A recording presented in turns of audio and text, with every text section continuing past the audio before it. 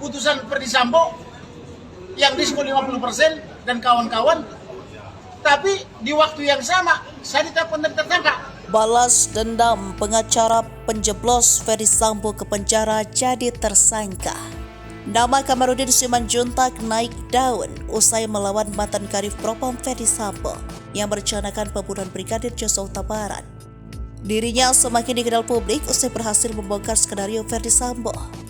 Pada akhirnya, membawa Sambo menjalani hukuman mati di penjara.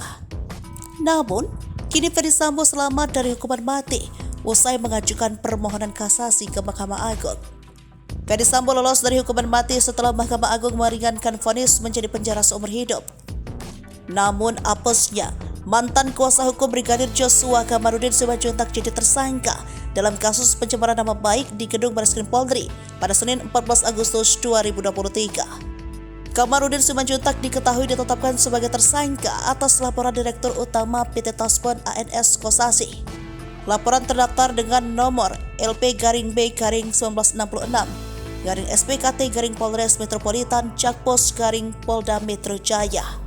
Kamarudin dipersangkakan pasal 27 ayat 3 dan pasal 28 ayat 2 Undang-Undang Nomor 11 Tahun 2008 tentang Informasi dan Transaksi Elektronik ITE junto pasal 14 Undang-Undang Nomor 1 Tahun 1946 tentang berita bohong.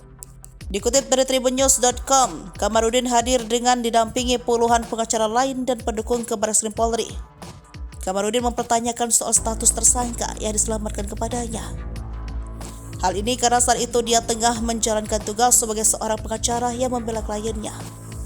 Dia menyebut jika penetapan tersangka ini sudah melanggar undang-undang tentang advokat.